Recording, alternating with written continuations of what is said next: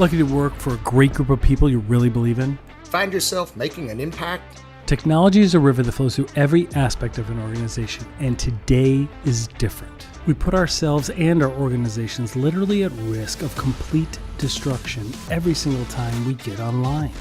One click, one distraction is all it takes. Hi, Cybercrime Junkies. This is your host, David Morrow, along with co-host Mark Mosher. Come join us as we explore our research into these blockbuster true crime stories, along with interviews of leaders who built and protect great brands.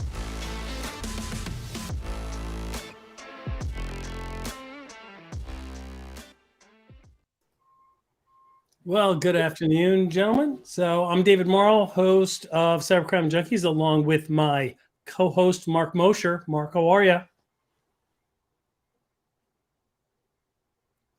That good, huh? Were you able to hear me? I heard you. All right. Mark, you can't hear us. Anyway, we are joined in the studio today with special guest, Darren Mott. Darren, thank you so much for joining. I'm really honored to have you here. Thank you. My pleasure. Yeah, I mean, for those who don't know, Darren has his own podcast, Cyber Guy, former retired FBI, storied experience, former teacher before that, and I can't wait to ask you a million questions that I've had for a really long time. So, Mark, it sounds like a fair warning. Yeah, Mark, we were introducing you, and I don't think you could hear us earlier. No, I'd lost audio there. There you go. That. So Darren, for people that may not have met you or know about you, tell us kind of a little bit about yourself. Sure. So prior to joining the FBI, I was a high school teacher in Orlando, Florida, teaching physics and chemistry at the time. And I was finding that I was having more enjoyment sending kids to the principal's office and perhaps necessarily teaching. So perhaps decided maybe a career change was in my future and was kind of looking 30 years down the road. And when I retired from teaching, my only option was really I could do substitute teaching. And that really wasn't very enticing. And my wife had just had a baby. And so one weekend, I was going out rollerblading or something to try and get in shape. And she was like, is this our life? You're going to go rollerblade and I'm going to deal with the kid and we're both going to be teachers. And so I was teaching summer school, ran across the FBI page, said taking applications for special agents. I'm like, I kind of wanted to do law enforcement. I didn't want to be a state trooper or local police officer. That would be something, I can see the value in being in that position. So I figured I'd throw my application. Worst they could say is no. Not any worse position than I would have been at the time. And I do remember once the other teachers found out I had applied, the head of the math department came up to me and said, hey, I heard you applied to the FBI. I go, yeah, I did. He goes, you're a 30-year-old white guy. Good luck with that. Exactly. I'm like, I don't see them like recruiting. Where are all the 30-year-old white guys? Like we can't find them. Where are the white teachers? Right? Where are the 30-year-old teachers that we need? That's hilarious. But you got in, right? But yeah, something went right. Yeah. 13 months after I sent in my first application, I was walking through the doors of the academy in Quantico. Very cool. Very cool. And so you actually wound up. Walk us through kind of your the FBI arc. You wound up as part of this like undercover cyber unit and have some really great experiences. Yeah. How did that happen? Some FBI guys do a lot of paper. Some FBI guys are doing really hardcore, like physical crime things. Like, walk us through this. Well, let me say one thing. We all do paper. Everybody knows paper. That's a requirement for all. Exactly. So you are not an FBI. See what you're seeing on CBS's FBI shows. Well, it's the same thing in law too, because everyone's like, "Oh yeah, you're in the courtroom. You're like screaming at jurors." I'm like, "Yeah, like once or twice a year. The rest of the time, you're like dictating interrogatories, just like reading manuals, like right." A lot of drive. So I've loved computers since I was 11 years old. When I saw my first computer, my mom was a programmer in 1977. She took me in and I played this little song-like game on her computer. So I love computers. And when I got in the FBI, I kind of wanted to work computers in some way. I think everybody goes in with an idea of what they want to do. Like, man, I wanted to be a profile or whatever, but I'd read some books and but I wanted to do something with computers. And we've got to remember, this was 1999, 2000. There was no cyber division in the FBI. Oh, and actually only right. 16 field offices of 56 had anything even looking like a cyber squad. They weren't even called cyber squads. They were called National Infrastructure Protection Center squads, which I'll be honest with you, when you go to a party and you say you work for the FBI and they say, hey, what do you work? Drugs? You work National Infrastructure Protection Center. Okay, you're not in the FBI. It's hard to set that up. Yeah, right, exactly. So I got onto the newest squad was in Charlotte. So the original case agent for Operation Innocent Images, which was started in 1993, was Doris Gardner.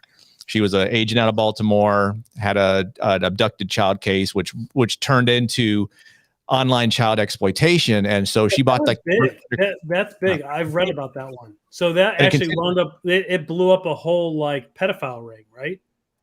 Yeah, and actually it goes on today. Operation Innocent Image still exists. Most field offices have a version or some sort of connection to that, because obviously the problem hasn't gone away. Right. But she was the new cyber supervisor in Charlotte, so they needed people for that squad. And in my class, I was the only one who cared about computers. Everybody else was like, when we would do little computer classes, they were all looking at their watches. When can I get out of here? I'm like, when can I have more of this? This would be great. Right. So I got there, and it was a small squad, only 5 agents and her. We didn't have a computer scientist. Had a secretary. We had for lack, it's not the right term, but secretary, who did some of the paperwork stuff. Because when you would write the paper in the FBI, you'd give it to her and she would upload it to this antiquated system. But that's a story for another day. And so I ended up doing, I'll just give you the kind of the full 20-year quick arc, and we'll go back to the Undercover you wanted to talk about. But so I did that so worked on that squad for 7 years, went to FBI headquarters, worked in the cyber division and program managed stuff, went and ran a squad in Cleveland, went back to headquarters to integrate the counterintelligence and cyber divisions with a new unit that was designed specifically for counterintelligence and cyber, to kind of find the bad guys behind the keyboards in China, Russia, Iran, wherever. Right. And then ended up ultimately back as a field supervisor in Huntsville, where I ultimately retired. But the case that really what we were here to talk about was, it was one of the, honestly, it's not the first undercover the FBI did in the cyber world, but it was one of the, original 10, I guess. Yeah, at the time, because there was not a lot of cyber undercovers going on, because remember, there was no cyber division. So FBI headquarters didn't know what to do with cyber cases. Who does it belong to? Our cyber cases, you have program manager at FBI headquarters. They're the ones who get you the money. They send reports up so that the executives know what's going on in the field offices. They're kind of your belly button to, leadership in Washington. And so I remember when I first started going down the road with this case, it was originally in the counterterrorism division. Again, they didn't know where to put these things. Right. Every couple of months, I would call my program manager, and he said, well, I'm not doing that anymore. You got to call this guy in the criminal division. So I'd call that guy in the criminal division. I had to bring him up to speed on the case. And then they'd say, okay. 3 months later, I'd call for money. I don't do that anymore. It's this guy in the counterterrorism division. So that went on for a year when I started this case, until the cyber division came along. But the case started, so it was an undercover targeting the wear scene. And this started in the summer of 2001. Essentially, so ICE had a case. Go ahead. Is this Operation Sudden Urge? Sudden Urge, yes, Sudden Urge. Okay. So yeah, it became Operation Sudden Urge. It wasn't Sudden Urge at the time. At the time when it first started, there was a case out of Chicago, and I don't remember the name, and it wasn't necessarily undercover. It's just they had identified some guys that were engaged in online. All this dealt with online piracy. The wear scene is just online piracy, music, movies, games, software, all that stuff. But it was, at the time in the early 2000s, according to the Business Software Alliance, the amount of loss to companies was about $6 billion. Now that translates to people's jobs and all that stuff. So people were losing, there's real money lost there. And so the Chicago agents came down and they raided a kid in the University of North Carolina, Charlotte. He was the leader of a group. And so they raided with our help, they raided his dorm room. And it wasn't even, they didn't come to the NIPSI squad, the National Infrastructure Protection Center squad. They went to the criminals, the white collar squad is who did the takedown. And I wasn't even involved in that part of it. And so they ended up arresting that kid. And then the 2 case agents were leaving to go back to Chicago, but they had like an 8-hour wait until their plane was leaving. And they said, hey, we got this other guy. We didn't have enough information to do a search warrant in his house. Let's just go see if we can find him and talk to him. He was another part of the Wares team, but he was kind of a different, and we'll talk about what he did. But so they go to that house and they knock on the door, and this guy, this little skinny guy comes out, and they show him the badge, and he gets real shaky and scared. And so they sit him down on the porch. They're talking to him for about 15 minutes, and I don't know, I don't think he peed his pants, but he probably was pretty close. So they're talking to him, and he looks confused. And another guy comes to the door and goes, hey, are you looking for, and he says the name of the username. I'm not going to say that here because it would give up my source. But so they said, I think you're looking for me. And so they were talking to his roommate. So they brought him out, and he brought him inside. He showed him like all the communications he was having with all of these different groups. He had access to multiple groups. And most of the cases up to this point that ICE was doing, and a little bit the FBI was doing, were singular groups. So singular Wares related groups. He had access to many of them because he had become interested in what it was they were doing, and he ingratiated himself into all of them. So he had tentacles in all these groups, and he said, I'll help you find these guys because he had a legitimate job. He didn't want to go to jail, and they weren't looking to arrest him, but he found that would be of interest, right? He was a person like they don't know whether he's going to be a target or whether he's going to be a very useful informant. So, but keep in mind, this is the white. So that they said they bring him back to the FBI office in Charlotte to the white collar squad and say, hey, we've got this guy. He's with these groups. You might want to use him. Mm-hmm. And now one of the things, if you're an agent and if you're a new agent, it's you want sources. Sources is the bread and butter for all agents. But the white collar guy's like, I don't know what to do with this guy. He had no. So I was involved in some of the meetings with him when he would come in, and then they ultimately said, I can't do anything with this. Do you guys want him? And I said, sure, I'll take him. So I started talking to him in the late summer of 2001 about what we could do from an undercover perspective. How could we create an environment that would allow us to gather evidence to, take down these groups? Because it's all enterprise investigation. Start and find out how the group is organized and try to dismantle it, just like organized crime. Because this was really serious back in the day too, because the theft, the piracy that was going on was massive. Like people were like companies were closing. The bigger companies were losing billions of dollars, like you mentioned. And then, this is also at the time, you remember people were pirating the DirecTV satellite boxes. Like all of that was going on. And there was there was a whole connection there to some really dark, deep-seated, rogue nations and black hat hackers and things like that. It's so you were like tapping right into it, weren't you?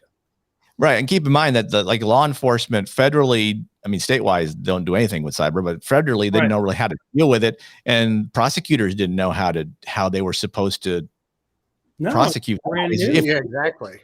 If you could get attribution and find them, because they were using encrypted and private IRC channels, internet relay chat. I'm sure the three of us are old enough to remember that, but most people, you're 30 or more, like, what the hell is that? IRC? I don't know what that is. Well, that's how Mafia Boy got connected with the Russian hacker gang at age 15 from his bedroom, right? It's crazy. Sure. Yeah. So we organized, we designed a way, him and I, to say, okay, let's create our own, because what the whole thing with this scene was, where do they store archival material? Right. Because at the time it had a weird, if you look at the mafia, they had this weird system of respect amongst the different families, I guess. Mm-hmm. I didn't work organized crime. I'm guessing that's how it worked. Same thing here. If you released the original pirated version of Windows ME, let's say, for example, if you were so inclined, that copy was the same copy that everybody had, because no other group would release it. That would be a big no. Do not take our stuff and re-release it as your own. So it's like going on the turf, right? Like this is right, exactly. It was all who's first, who's the first to release it. That's what gave you your creds and gave you your bona fides and gave you access to all these other groups and all these other servers to do all this stuff. And none of them did it for money. It was all just for the piracy, which is the hard thing people can't wrap their heads around. Why would you even Why would you even go after these guys if they're not doing it for financial gain? And I would have to argue, well, they're not gaining, but people are losing. Right. So, it's still a crime. Still a crime on and at the time, the federal government is still trying to figure out cyber priorities. China and Russia hacking private companies like we see now was not a big thing. China kind of hit bigger a couple years later when Titan Rain came around, but at the time they were trying to figure out priorities. And obviously, innocent images type tough, the crimes against children was still at the top of the heap. And then you start to have the mafia boy stuff, the botnets and the intrusions, but wares became a big thing. And so we developed an undercover strategy, what we wanted to do. And as we were starting to write it up, 9/11 hits in 2001. So that goes on a pause because everybody's working terrorism now. Yep. And then we ended up getting approval to start the Undercover, which basically dealt with us being a storage site for these groups. We would create the infrastructure for them to store their material, which basically means they would send us their evidence of their illegal doings, which was great. But on the date that we got it signed for approval was the same date that ICE conducted what was called Operation Buccaneer, which at the time was the biggest cyber takedown of any group. It was a wares group called Death or Die or something like D&D or something to that line. And it was, they did it in a bunch of different countries, but it was a one hitter. They did it and they were done and they were gone. And the nice thing for us, keep in mind, we're creating this archival system that no one knows about now. And ICE just took down a group. So everybody's scattered to the winds and they're trying to now recoup and reorganize. And we're hitting it right at the same time that they're looking for new places to go to hide their material. Oh, wow. Oh, and so they just clustered right on you guys about it's the groups that had access to my source, that my source had access to. Right.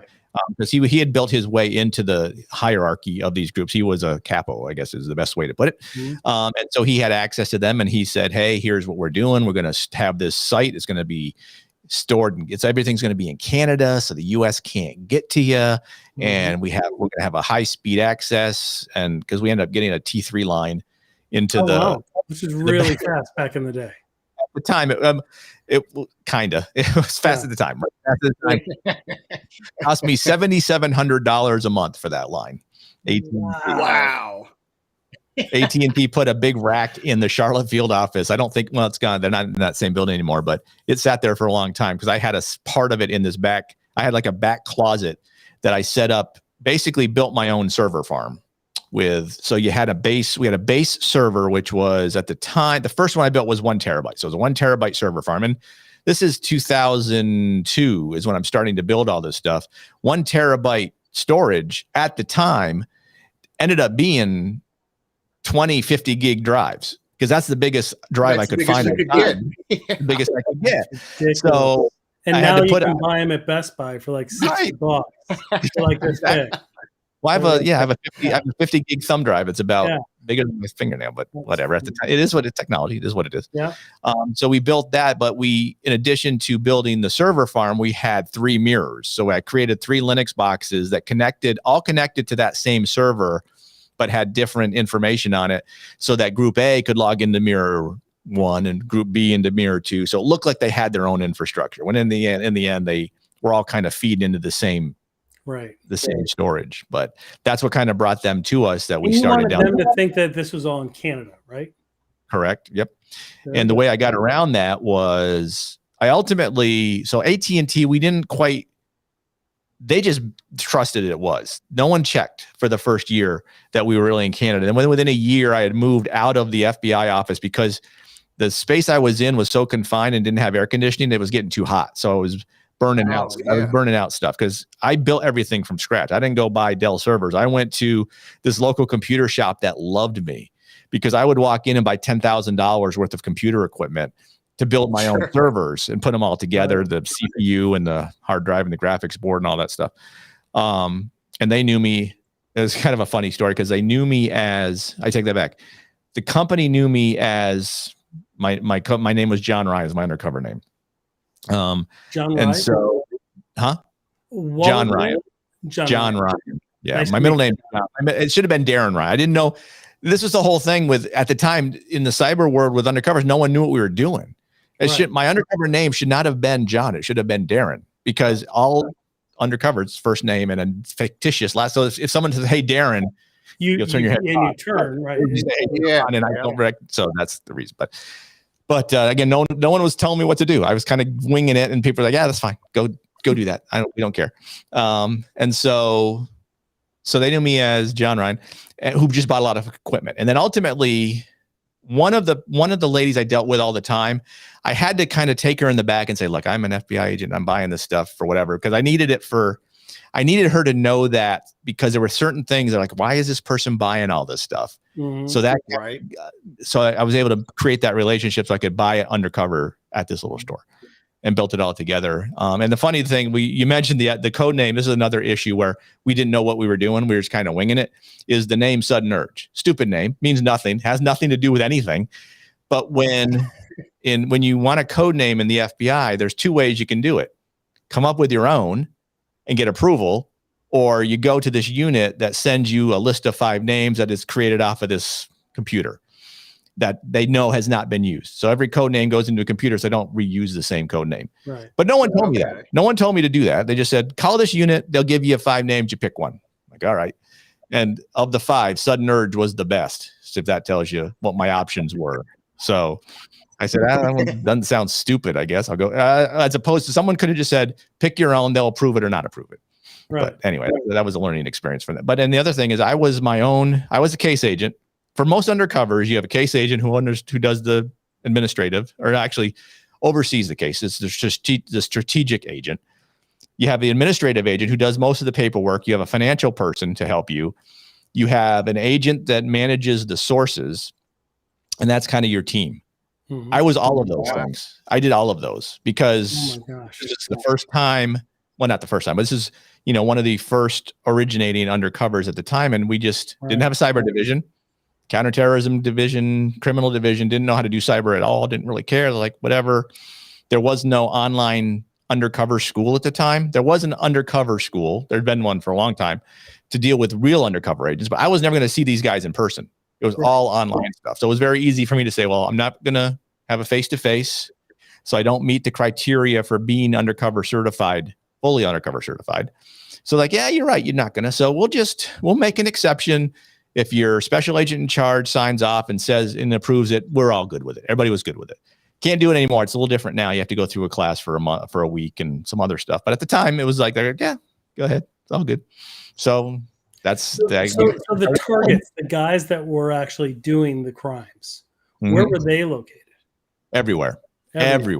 So yeah, countries, domestically, Russia, Europe, domestic, international, the whole thing. Not a lot of Russia because no one spoke Russian. So the Russians had their own groups. We weren't in there because we were in the English-speaking groups. But it included Israel, Germany, Canada, Great Britain, France, Belgium, Amsterdam, the Netherlands. Those areas all had group members because most of them could speak English in some way, shape, or form. And plus, there was plenty of American guys that were doing it at the time because the risk was low at the time. Now, Buccaneer kind of changed that a little bit, made them think a little differently. But they figured as long as we store our information outside the U.S., they're never going to get evidence on us. That was the whole goal. And I ultimately moved to a Time Warner facility. They had this little metal warehouse about 30 miles from the FBI office. And I was able to go there and get a fiber line at 1.5 megabits per second, which it was smoking at the time. At that time in 2002, it was awesome. And that only cost me the facility and the connection was $1,500 a month. So I went from $7,000 to $1,500. So I'm saving the government all sorts of money. They're loving it. Like, that's great. Go ahead and use that. But I called it the Bat Cave because it's where if Darren was in the office, he must be at the Bat Cave doing whatever he does down there with that stuff. So, and it had air conditioning and all that kind of jazz. So you've set up this like clandestine server farm, right? Correct. And then you're undercover. And then do you have other like informants involved, or how I just have one source? The one source, the one guy who came to the door and said, "You're looking for me." Yep, wow. He was a kid. He was mid-20s. He worked for a fairly large. He had a legit job. That he wanted to go to jail for. Okay, IT security for a fairly large corporation in Charlotte. Wow. Okay. So he was helping me. He had, so we, in addition to the server farm, we had communications systems set up to monitor the internet relay chat channels, because we were on about 7 or 8 of them because all the groups had their own channels. Right. So we monitored them from there, and he monitored them from his house. So he would keep them up all the time at his house because he had a little setup at his house. And then every once a month, he would bring me a disc with all of his communications, and I would keep a disc of all mine that I would do at the Batcave. Cool. So then what happens after you get this all set up? What's the It goes on for a while. So it started in 2001, and I ultimately had 15 terabytes worth of server space. I had man-made racks all over the place, and the problem was they kept having communication issues amongst themselves. So I would get calls on the weekend from him saying, "Hey, mirror 1 is down." So I have to drive 40 miles down to reset server 1. At one time, the FBI had put motion sensors and other stuff for security purposes in this facility. And so the motion sensor went off. I go, that's not good. So I drive down there with my lights and sirens going to get to this place. I turned them off about a mile before I got to it. A bird had flown in and was flying around the inside and hit up the motion detector. So all these kinds of issues. But these guys started just loading stuff into us. They just started sending us every time they would create a release, they would send an archival copy to us. They stored all of the tools they use for breaking decryption and DCMA requirements. They kept all the tools on there. And for the most part, they logged in directly from their homes or from their work. We had a couple of guys that worked for universities that were doing it through the university. So they were using the university bandwidth to do everything. That one guy was in the Upper Peninsula of Michigan. I remember he was one of the first guys that we identified and ended up having a little chat. And these were things that were otherwise copywritten, right? Like movies, music, tons of stuff. Like, the best thing is I had to evaluate evidence. So I watched a lot of movies I probably wouldn't have seen otherwise. Microsoft and Sony both sent me a modified Xbox and a modified PlayStation to test the stuff. So they would put, a game up. I would download it, burn it onto a disc, throw it in this modified Xbox, and it would play. So that's how I would confirm that it was legitimate material. Same thing. I mean, movies, you could watch them, music, you could listen. The one thing we didn't do was pornography. There was plenty of it, but if you put pornography on our system, we kicked you out of the group or kicked you out of the access because that was a no-go there, obviously. So we had to restrict that kind of stuff. But books, a lot of software, every conceivable piece of software was there somewhere. There was a $600,000 piece of software that dealt with like an X-ray machine. So it was the associated software with that machine. I don't know why it didn't come with the machine. I assume it did, but if you needed to buy another version, there was a retail version of this particular piece of software. So that made it very easy to get the charges ramped up on these guys. It was all based on retail value of what it was they were pirating. And we didn't really put money value on the movies, music, movies or music. But the games and the software, we said, okay, this guy uploaded or downloaded 10 versions of this. So if it was that medical software, he was easily at the $6 million loss range by his movement. Yeah. So that made it very painful for them very quickly. Plus, all the log files showed it. But the issue was I had tons of log files. Couldn't go through them line by line. We had to bring a couple guys down from FBI headquarters who were in the operational technology division to code like a big Google search engine within my network so that I could Google search, actually within a separate network, but Google search, I'd input all this data and then search by username. And then it would list out everything this guy uploaded or downloaded. And then I could go through and figure out what it was. And the problem was these were not one-shot files. These were RAR files. So if you had massive. So figure a CD is 750 meg, right? Yeah. So, but you could only compress it into 10 meg sizes. So you'd have 75 RAR files for one thing. Whoa. Or, lots of RAR. So I had to go through all these RAR files, make sure they're all there. It's like, okay, that is one full version of this item. So that was the hardest part, was collating the evidence and then identifying who we're targeting, because we wanted leaders. There's a lot of people there are a lot of leechers that were part of the group, but they didn't really do anything. They didn't crack it. They didn't run the group. They didn't distribute. So those were the three things. If you led the group, you were part of the cracking group, or you were a distributor of some way, shape, or form. Those were the three main areas we looked for. And if you were that person, then we looked for evidence for you for that, and then figured out where you lived domestically. The first round of takedowns, we did everything domestically. So we identified the leaders, crackers, distributors, and then basically built dossiers on all of them, who they are, where, and then I'd identify the username. That's all I knew. Username, IP address. So I had to subpoena the IP addresses to say, okay, who does this belong to? And then wait for that process to go through while I'm educating the lawyers. Say, here's what we're trying to do. So, you send out subpoenas, you have to wait for the subpoenas to come back. And so that's why from December 2001 to June of 2004 is when we actually did the first round of, my case had 2 rounds of takedowns. The first one was then, and it became what was called Operation Fastlink was the first one. And it was not just my case, but there were 2 other cases that were part of this out of, actually 3 other cases out of New Haven, Washington, and I'll be honest, I don't remember the 4th one. I think it was in California somewhere, but they all had Wares cases as well, or certain versions, but they all had singular groups. I had 5 groups I was targeting at the time, but I had access to more than 5, but we focused on 5. They were all singular group entities. The one in Washington had to do with music. Their victim was RIAA. Oh, okay. RIAA. Yeah. That was huge. They were the specific victim in their case. In New Haven, he had a source as well. And they were on largely software. And I think the one in California, I want to say that one was movie related, because it was probably out of LA with Hollywood stuff. So correct me if I'm wrong, but like from what I've read, like the takedown was pretty massive though. It was like 20 US cities, 7 different countries. There were like, you guys went down. Right. So for Fastlink, for my part, was 20 cities domestically. I had 20 targets.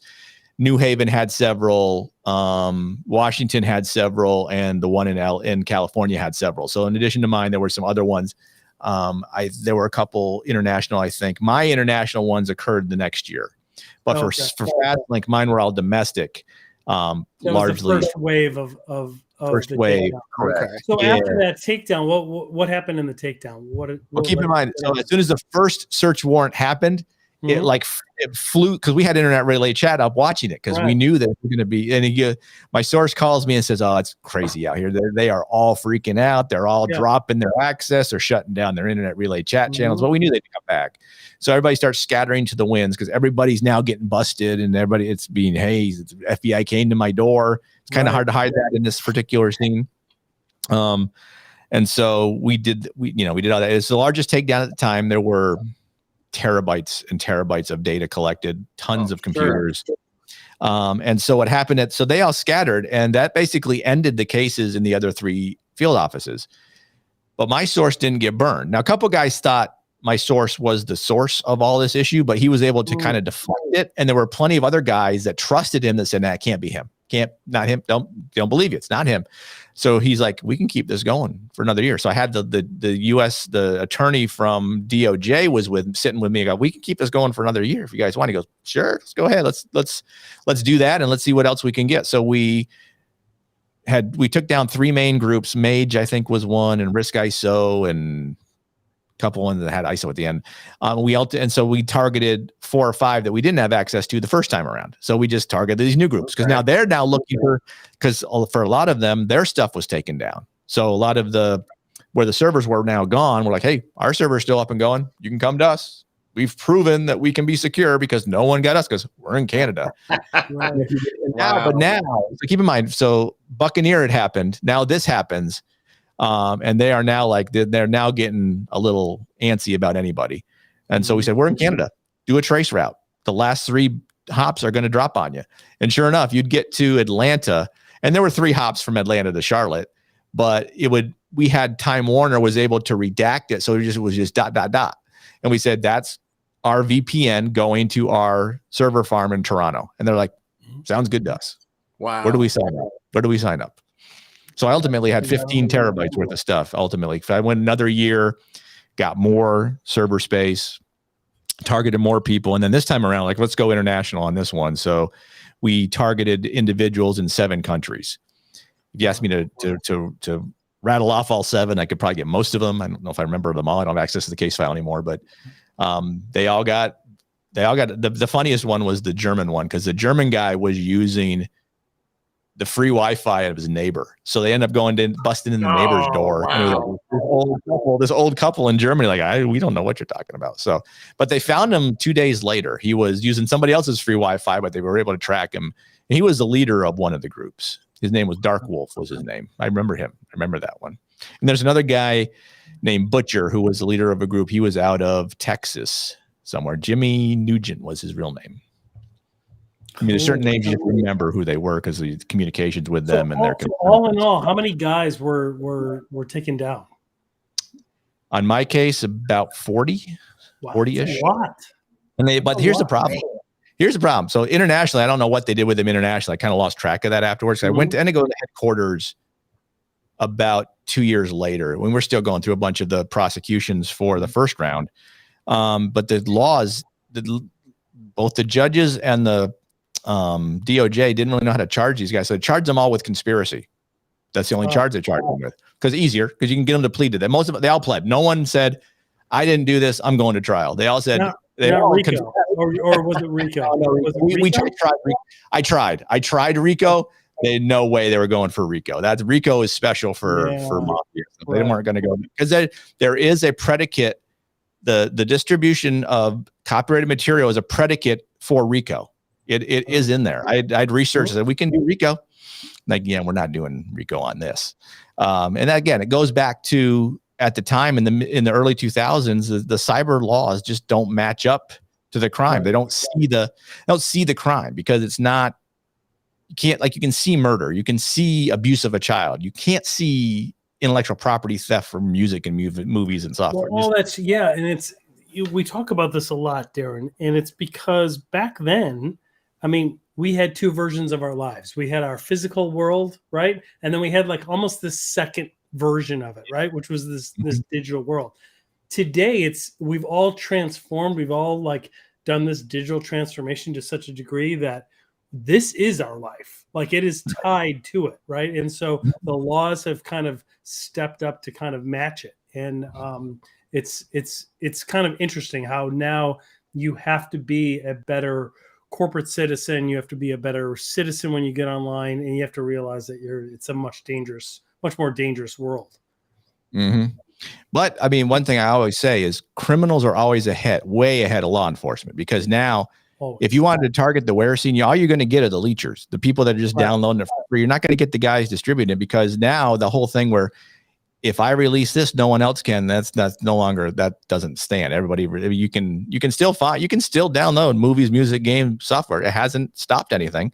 Right. BitTorrent makes it much easier, and VPNs, you hide your material. You can hide where you're going, hide what you're doing. It's very hard to do it, and it's not a priority anymore. They don't. You'll occasionally see a couple people arrested for it, but they're like the big end. They have big servers in their house where they're just distributing out everything, and they don't care.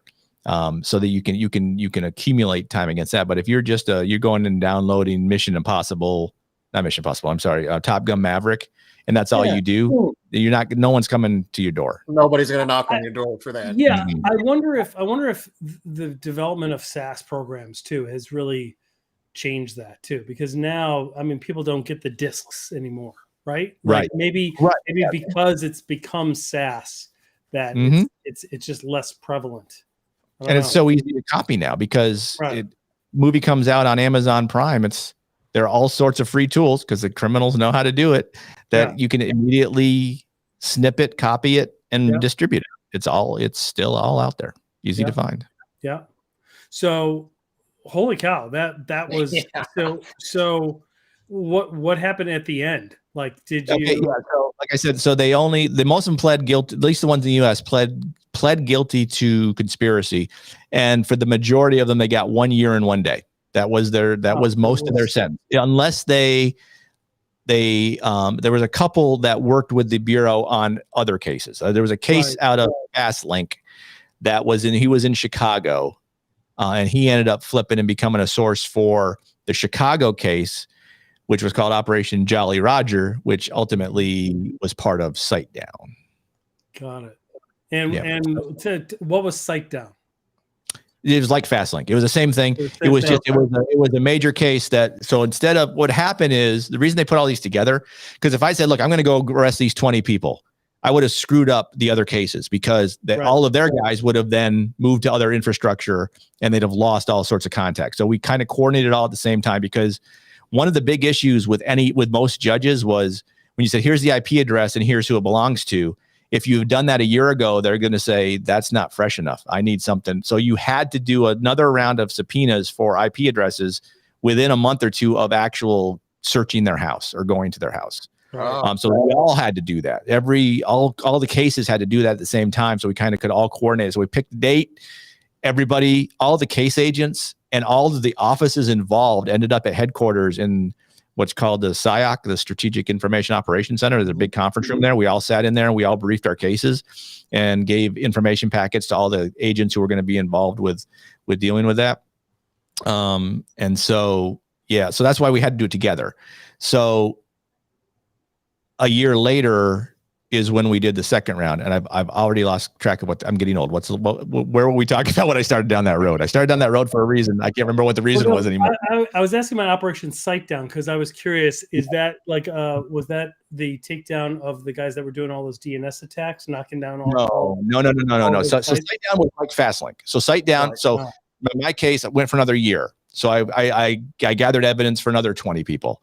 Plus Chicago and San Jose now had cases. Chicago had a case similar to mine. San Jose had a very specific movie group, a group that was doing movies. And so they had MPAA as their victim that was helping them. Oh, yeah, that's right. And there was called Operation Copycat was the name of their particular case. Oh, that was a cool name. Yes. They came up with it. Oh, they didn't go ask the stupid computer, what should we call this? So we did the same thing. All three offices, okay, what's the date we're going to do this? So we did it in July of 2005. We'll do a big takedown. We'll do it just like we did last year. And we had the same kind of success. And the funny thing was that the original name was not Takedown. So myself and Shane Barry was the case agent in New Haven for higher education. And he went to be a headquarters supervisor. And so him and I said, how about we use dev null? Because when things go away and you can't get to them, it's dev null, right? You guys know what I'm talking about. Yeah. I like that. He goes up to the people who can approve these kind of major case names and we have no idea what that means. You can't use that name. So hence Takedown is what it ended up being, which is still, it's an okay name.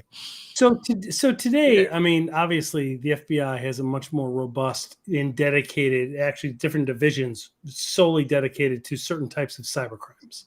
Well, it's one division. They have one division, the cyber division, but there's multiple sections that deal with different parts. Yeah, correct.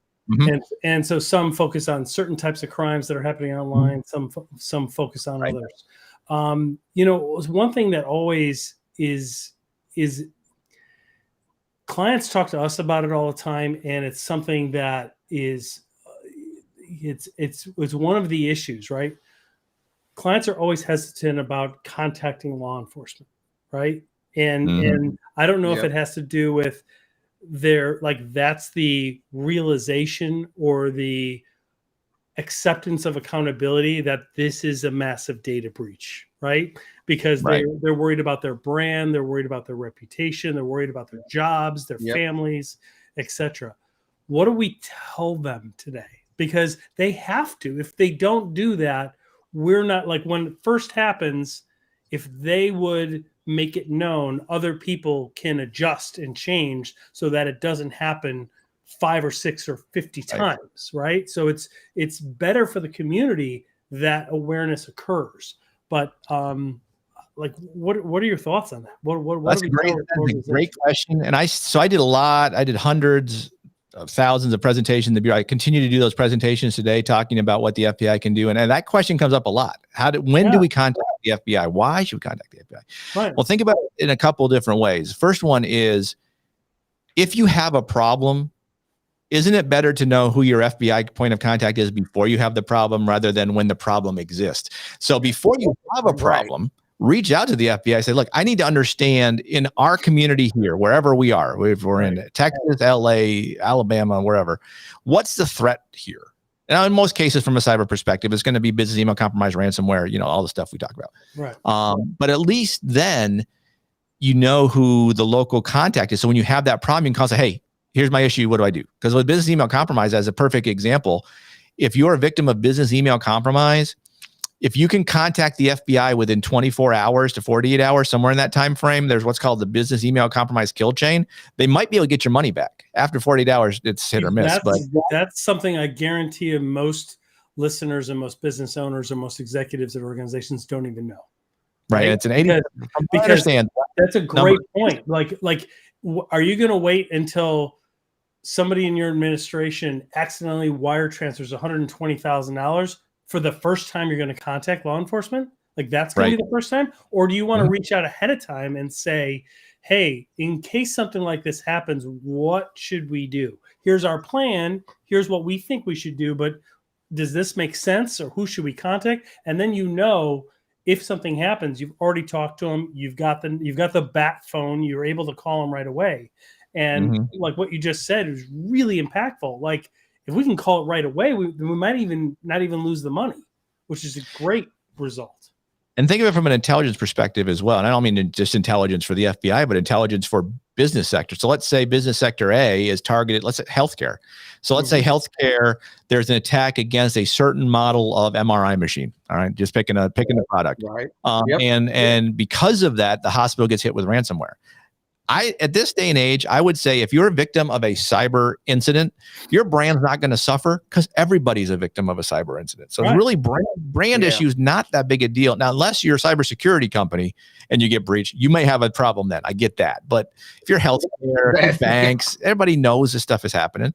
So going back to my healthcare issue, if MRI machine gets hit and ransomware, boom, the information that can be gathered by a forensic examination of that incident can be useful for dissemination to other healthcare organizations that have that same MRI machine that can now not become a victim of that. So you're helping others within your industry through that collaboration with the FBI. Now, you may be able to do it with third parties like Mandy and CrowdStrike, who will release their own intelligence reports if they're your third party incident responder. Fine, whatever. I don't care. Call them if you want to pay. If you want to pay the money, or you want to have the FBI try to help you for pick. It doesn't really matter. But I mean, I'll give you one example of, knowing your FBI person beforehand. When I was still with the Bureau, I had a CIO call me and say, I'm just calling to check and see if Agent Smith is one of your agents, because he called me and said there might be somebody putting ransomware on my network. I'm just verifying he is who he is.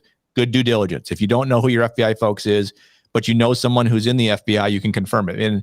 And this CIO was engaged to another CIO who knew me personally and he said, call Darren, he'll tell you. So I said, yep, he is an agent on our cyber squad. If he's got information, you may want to listen to it. Nothing happened. He wasn't called back. The supervisor of the cyber squad emails the CIO and say, look, we have intelligence that there is a bad actor group putting malware on your system. It will induce ransomware. We don't know when, but here are the file names that you can remove from your system so you don't have this incident. Didn't believe him either. Wow. Instead, decided they would email the special agent in charge of the FBI office in Birmingham to verify all three of us were who we said we were. Now, the bad guys were in the system downloading files. Do you think they had access to the email? They certainly did, because they saw that email go to SAC Birmingham saying, who is this person? She shows up the next morning, whole system locked up with ransomware. I was just going to say, they're just going to launch it right there. Like right there. And then as soon as they see you questioning it, they're just going to launch it right then. Right. People don't realize how long criminal adversaries, hackers are in a system before you realize it. Like before you detect it. Yep. People always think, it just happens. I click on it and boom, the whole thing happens. I'm like, no. Right. You click on it and nothing happens. Right. 6 months later, after they're watching your emails, everything, that's when they decide to launch the attack. If you're lucky, it's only 6 months. Right. It's exactly right. Yeah, that's the average. Yeah. The average is 306 days. This last stat I saw, and who knows, it could be long. But SolarWinds, we're in there for a year. I know. and they're reading everything. They're moving laterally. They're going up. They're checking everything out. Mhm. Holy cow! What man? So I think that's great advice about reaching out, taking your incident remediation plan, your incident response plan, your idea, the fact that you don't have a plan, whatever it is, and reaching out to federal law enforcement before something bad happens. Yep.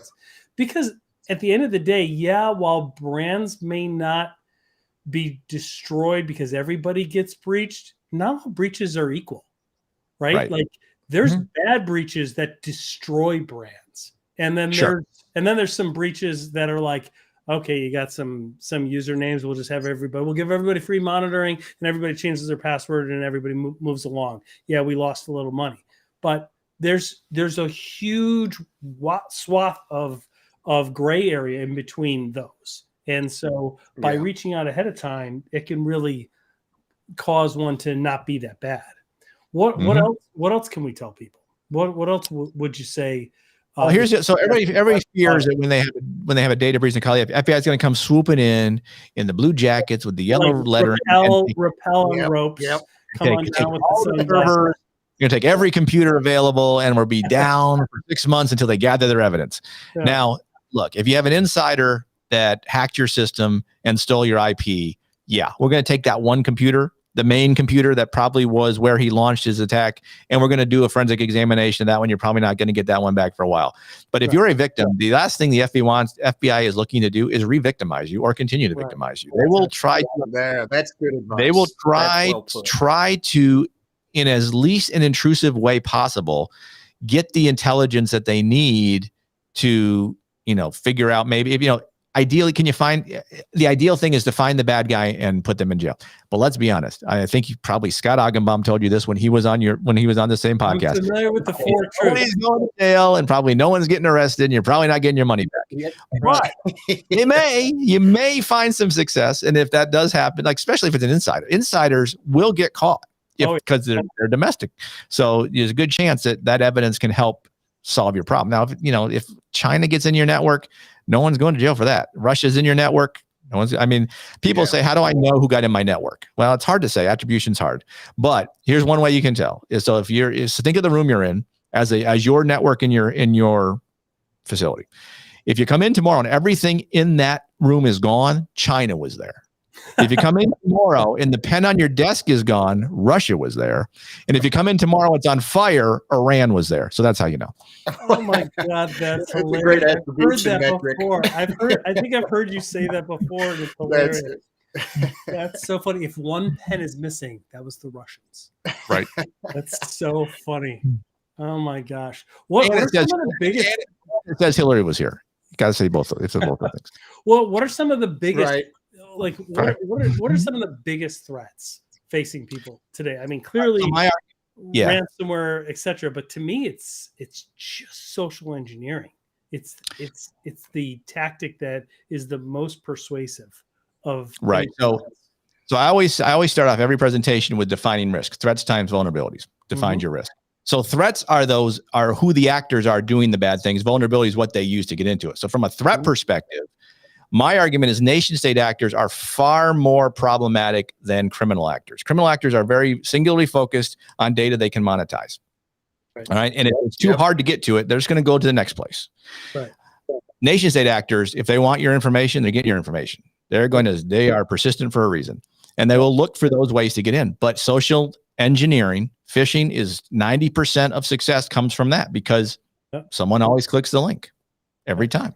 They don't have to do the hard SQL injections and all that. They still can. They still will if they can. If you have a vulnerable server facing the internet and they can immediately do a SQL injection, they're certainly going to do that because then they don't have to deal about someone opening a link. But the other thing to think about is beyond the cyber part is the human piece. They can come at you from a human nation state, mind you, not criminal so much, but nation state guys will send humans to you to try to get into your networks that way. The FBI actually will give away, it's probably on YouTube now, a case called The Company Man, which had to do with China trying to steal the intellectual property of an insulation company in the Midwest, based on a true story.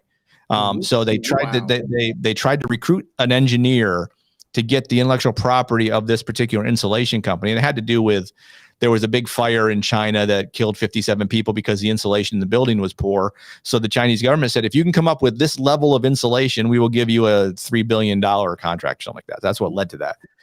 They had actually gone in to talk to the company about doing business with them, these two Chinese guys. One of the guys said, hey, I need to use the restroom. So they say, yeah, down the hall to the left. There's a security problem right there. They caught him at a desk doing something. He didn't quite get the thumb drive in, but they think that's what he was going to do. So, so they will send humans at you if they can. So that whole mixture of cyber and counterintelligence is where this is all going. It's already there. That mixture already exists.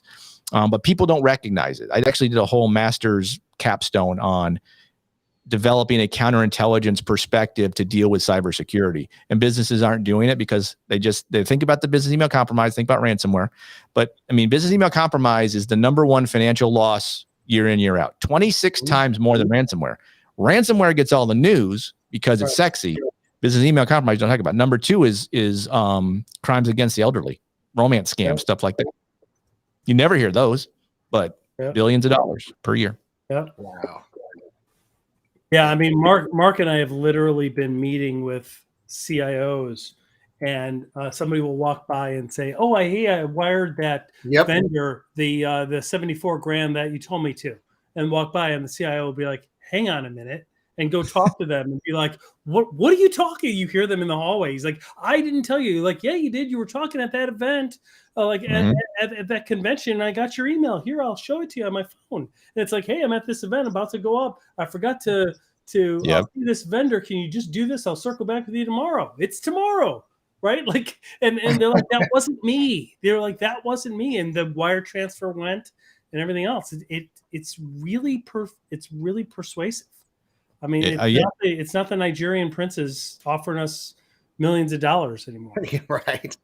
Right. And there's a guy, there's a researcher out of Rochester named Arun Vishwanath. He has a book called The Weakest Link. That's a good one.